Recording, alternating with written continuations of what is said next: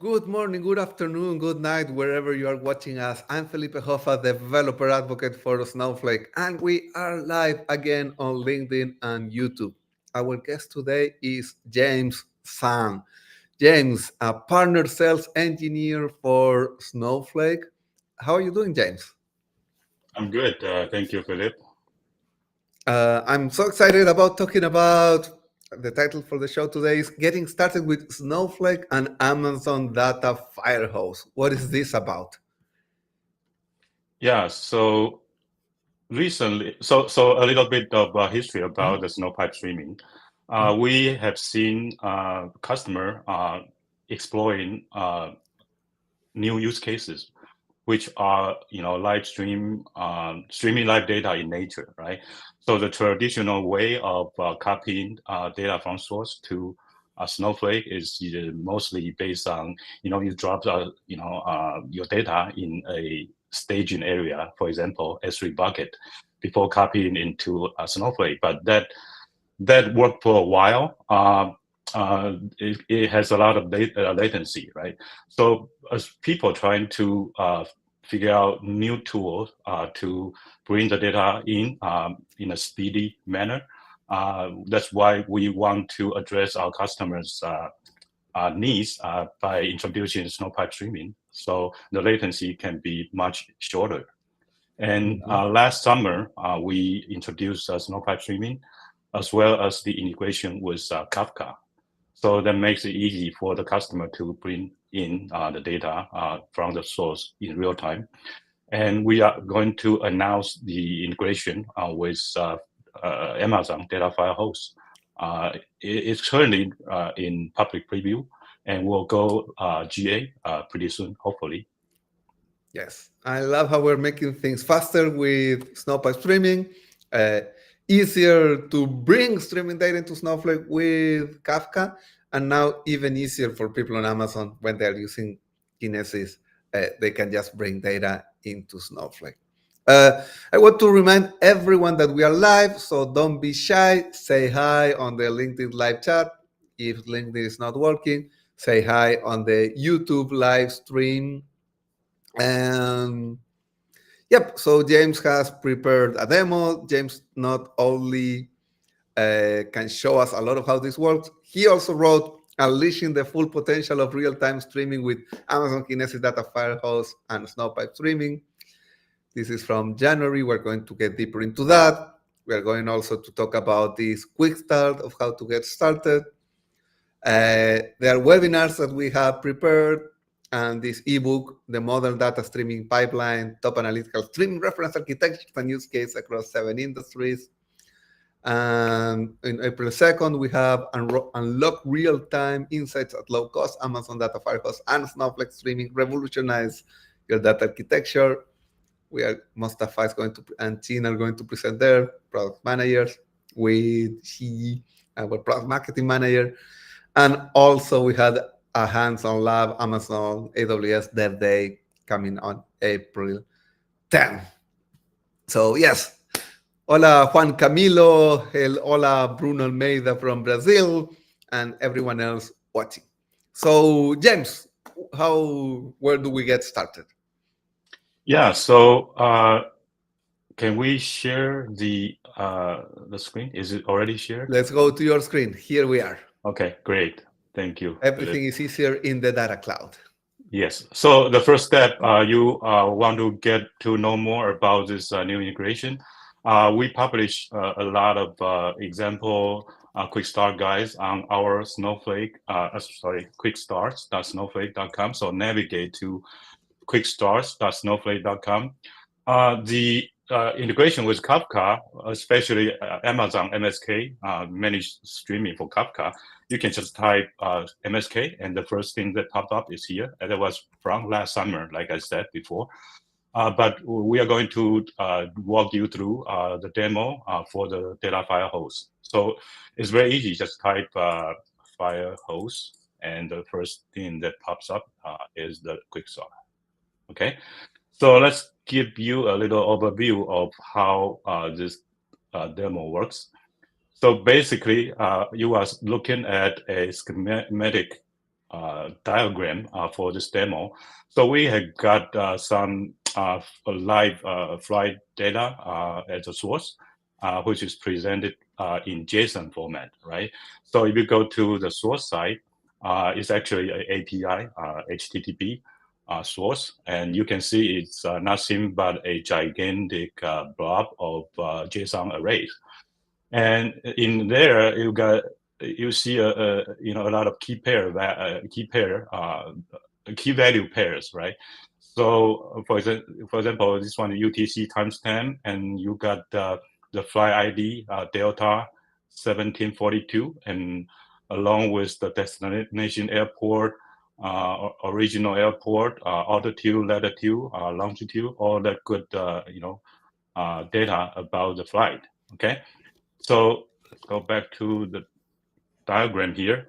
So essentially, you are going to run a data ingester, or data which is written in Python. Okay, I will show you later. So you will have to prepare a EC2 instance, or could be on your laptop, as long as you have appropriate security privilege to access data Firehose. All right, so you are. So this is live data ready to be Yeah, streamed into live data. Kinesis. So if you just refresh, you can see the time stamp changes, right? Yes. So this is not only live; these are airplanes that are flying right now. This is fine. Correct. Excellent. Yeah. So you're going to have a EC2 instance, and this EC2 instance gives you gives you the ability to, number one, create a key pair, a public key plus a private key. Number two, to run the data ingester. Okay. So for the public and private key pair, the private key we are going to give to the Kinesis data Firehose, and the private key we are going to give to Snowflake.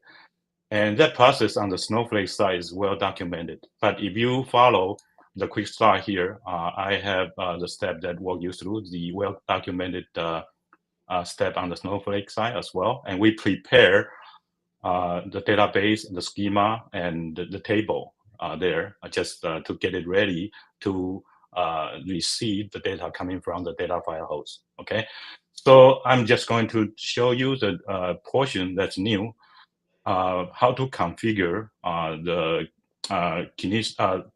Amazon data Firehose. All right. And the magic here between Snowflake and the data Firehose is the Snowpipe streaming piece, right? And it is a bridge between Firehose and Snowflake. What's different between this integration and the Kafka integration is that in Kafka integration, you actually have to do a bit of configuration here for Snowpipe streaming.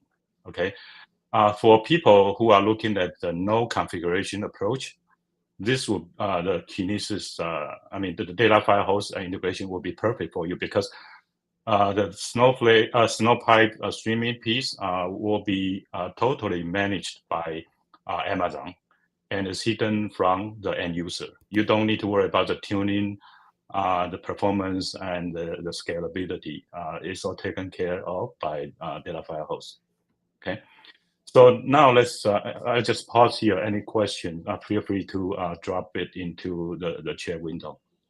Yeah, I think we're good, but people are watching and looking forward to the next steps. I love this architecture. Cool. All right, so let's navigate it over to the AWS console for data Firehose. Okay, so here, first thing you will do is to click the Create Firehose Stream button. Okay, so here you are going to select a source. For the integration, we'll pick the direct put. Okay, there's also other sources, but it's not relevant for today's demo. So for us today, we just pick the direct put. For destination, of course, you're going to just type in Snowflake. Oh, And Snowflake lives right on the Amazon console. Correct. Kinesis It's got knows how to write to Snowflake. correct. It's got quite a few, destination here. And Snowflake, we have been working with AWS team for a few years to get to this point where Snowflake is actually available here on the drop-down menu as destination. Okay. Yes, it's great to have that It's kind a of team relationship. effort. Yep. Yes.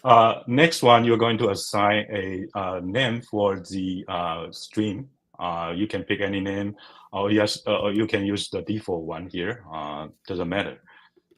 The transform record option here, you can actually, if you have used data Firehose before, it allows you to transform the data in real time. For example, the raw data coming in may have spaces, blanks, or double quote, single quote. You want to clean those up, right? The weird characters, right?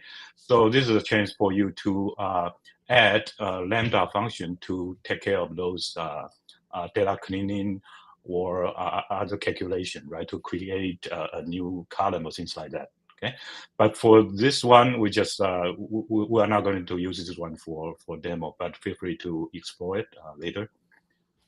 Now we have come to the destination settings. For the destination, you will, of course, number one, you need to tell it where to send the data to, right? So here we will type in the account URL for Snowflake. I have copy down my destination Snowflake account URL here. Let me just copy it over, paste it in. And then for user, on the Snowflake side, we have generated a user called streaming user, along with the database name and the warehouse, as well as the role assigned to the user. So we do a lot of ownership, granting, privilege granting here. If you are interested in this, go to the quick start in detail, but I will just skip. So we have pre-created the user and the database schema tables there. So I hope we no have, one saw that password. Oh, strongly, strongly, advise that you change the password after the lab, right? So this is the plain text password, not a good example, but just for the purpose of the demo, we want to show you how this is done. Okay.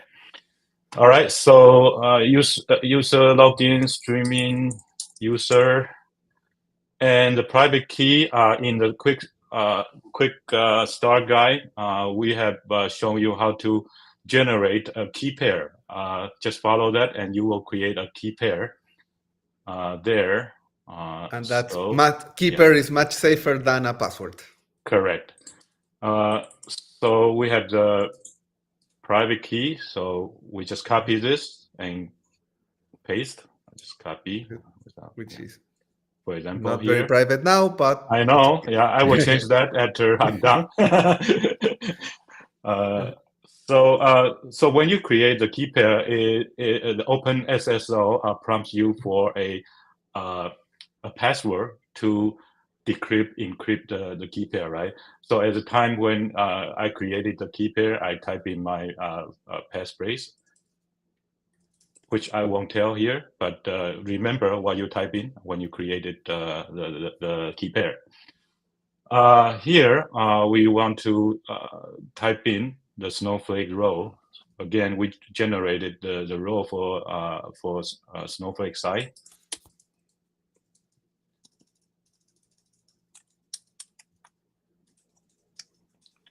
Okay.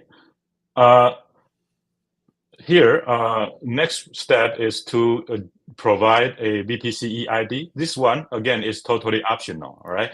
So what this does is that between your VPC and the Snowflake VPC, they are separate, right?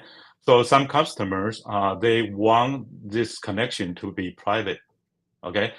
So we have an option to allow you to do an extra layer of security, which is by using the private link, Amazon private link. So the tunnel here between these two services will be very secure. Okay, but if you don't want to go through the trouble of setting up private link, actually it's pretty easy because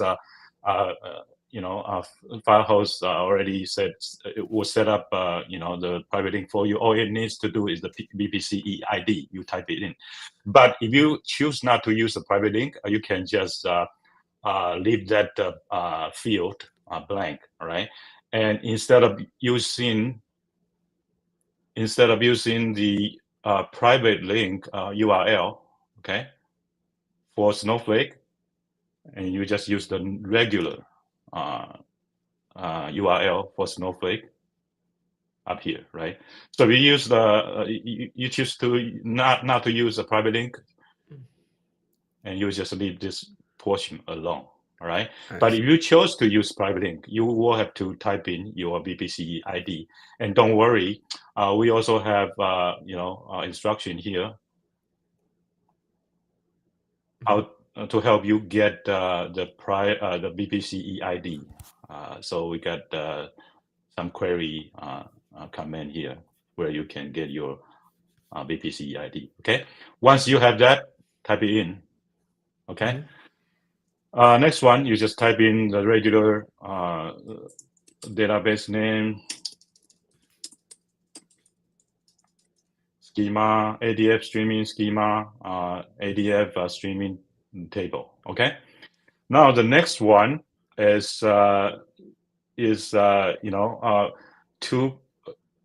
because you know your JSON format better, right? So you will have to pre-create a table on the Snowflake side with the column names mapped to the keys here in the JSON file. All right. So let me show you what this, how this is done. So you're going to run this command here to create a table called ADF streaming table, and then here we just show what's already created. So you got the original airport altitude. So these column names are mapped to the keys in the JSON string. Okay. And later, because by the way, I have a question because I love how you showed us how well integrated the configuration of the Snowflake streaming is on the Amazon console. But Narendra wants to ask, is there a way to handle all of this setup through a YAML file or something instead of clicking around? Can we use Terraform? What would be the DevOps way of doing it? Yes, there's a way to do it. You can either use Terraform or CloudFormation. And as a matter of fact, I set up my demo environment using a CloudFormation template, so that can be done. I understand people, even it's already very easy to set up, but some people would like to have it all automated, right? So in this case, CloudFormation or Terraform is your friend.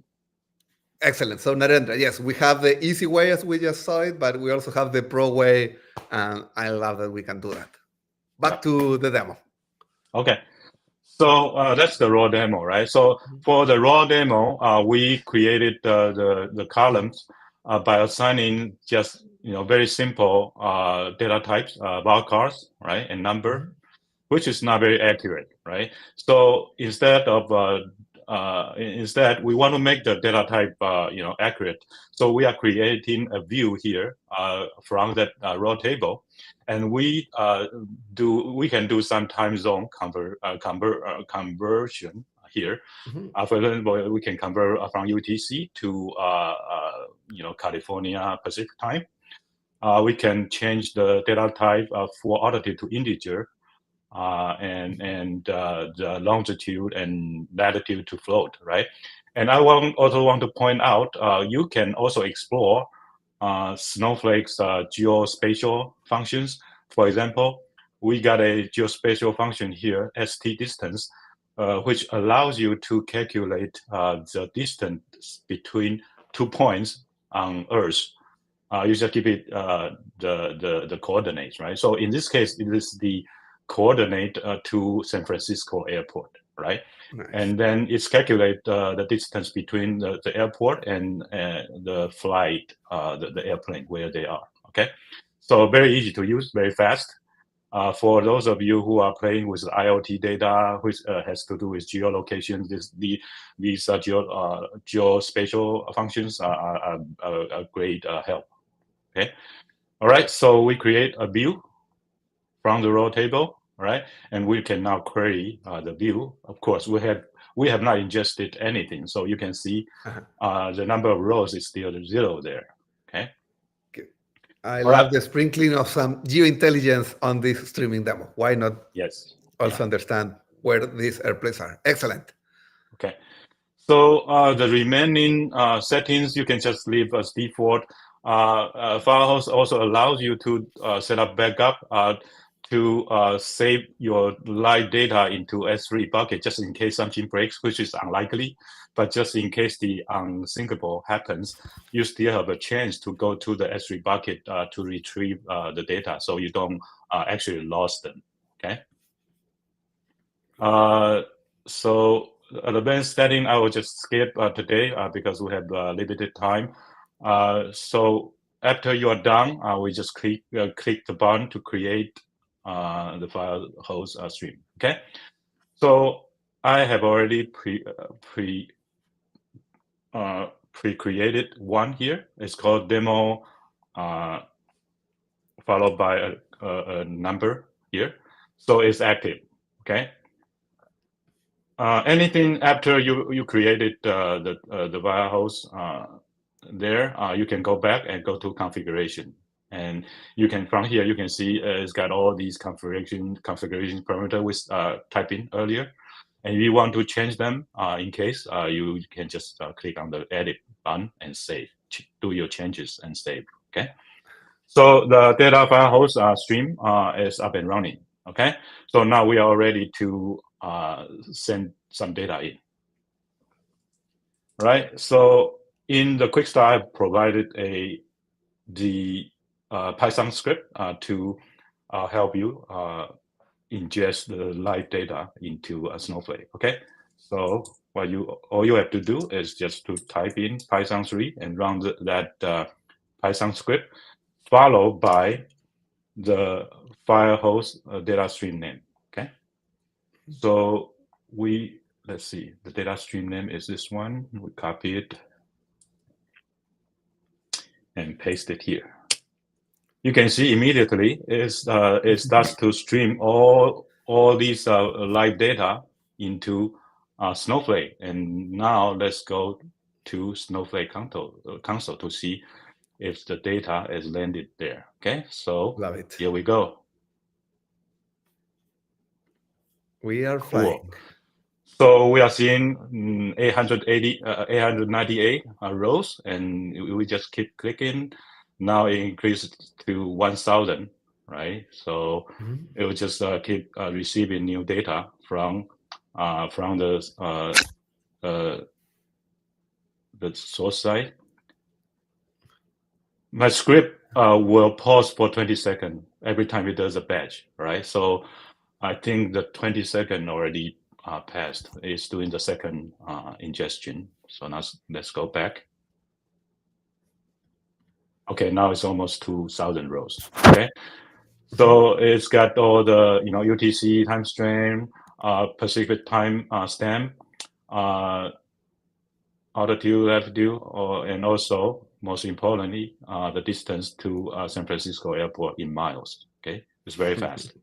Okay. So that's all there is to it. I hope you enjoy the demo like I do. Oh, one more thing. I want to show you, this is so great, right? So how do we visualize the data in the table? Okay. So you can actually run a Streamlit application if you are good at Python. And along with the wonderful Python graphic library, you can plot out some useful charts, pie chart, bar chart, and whatnot, right? And you can also plot map, right? Put in all the flight track dots onto your map. whether it's a 3D or 2D, right? On the left, we have the 2D, and it's color coded by the altitude, right? The closer the airplane to the ground, the darker the color. I mean, the red one are below 2,000 feet. Okay, so you can kind of sort of figure out the airplane as they are approaching the airport here, San Francisco, Oakland, San Jose. They lower the altitude, right, and before landing. And for the 3D, it's wonderful. You can do the rotation, right, and inspect your flight path to see if there's any anomalies there visually. Okay, you can also run a movie, right? So this is a recording a 24 hours time of the airplane arriving at the airport, San Francisco airport, right? As the date the time goes, more and more airplane and is coming into the Bay Area. Okay. All right, so it's very easy. This Streamlit code takes about 200 plus lines of code. Very easy to use, and you can host the Streamlit application in our new feature called Snowpark Container Services, which is essentially running a orchestrator inside of Snowflake, and you can host your application there, which is close to the data and also secure. I hope This this demo makes sense to you. Thank you. this was beautiful. Thank you, James. I don't see a lot of live questions, but well, we wait for the live questions. Congratulations on also doing all the beautiful visualizations. I hope it's not too much information for the Yes. audience. Yeah.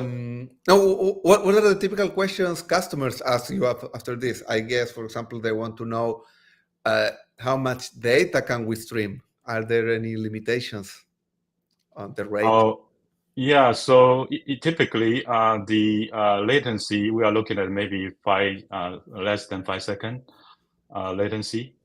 But it all depends on your use case, right? If you are not your application is not latency sensitive, you don't care too much about latencies, right? Maybe it's okay if you query every 10 minutes or 20 minutes. You can still use the traditional way of getting data into Snowflake, which is based on the batch type of Snowpipe. But if you do need live streaming, less latency, then you will have to choose the Snowpipe streaming, the new one. Yes. And now, in this case, you use a view to share the data in real time. What about dynamic tables? Oh, that's a good question. For Snowpipe streaming, first you will land your data in a regular table or materialized table. Okay. Then you will use the dynamic table to transform the data from your regular table and build a ETL pipeline down the road. So we got a lot of customers who are in the IoT space that does the transformation inside of Snowflake by combining the Snowpipe streaming along with the dynamic tables, so they can do the ETL inside of Snowflake. Nice. And what do you want people to do? What are recommended next steps? Yeah, the next steps, I think right now is still in public preview, and you got the new use case coming up that requires real time in nature. I would strongly, suggest that you give it a try. It's going to be GA pretty soon. If you are more open source minded, you can try out our MSK based streaming with Snowpipe streaming, meaning Kafka based, right?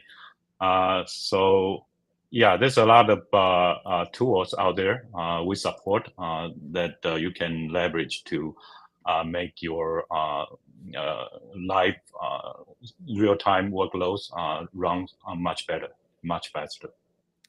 Yep. Yep, and I love that you have published this. You used to work at Amazon, and now you're a partner engineer. Correct. You were part of developing the solution with them. Correct. Yeah, Yes. that's why I got hired. One of the reasons I got hired by Snowflake. Yeah, no, but it's really great. I'm really happy that the integration runs so deep and it's so easy to get started. So thank you for that. And I also want to, our last live comment for today from Bruno to represent people that are watching us. Thanks for this presentation, James. Bruno's in Brazil, but thank you for everyone that has watched us around the world. I want to invite everyone to our webinars to download the ebook. Where can they learn more about James Sun? Thank you very much. And thank you, James. I'll see you on LinkedIn. I'll see you at the office. And any more questions, we are here for you. And now it's time to call the bear to dance us off. Thank you, James. Thank you.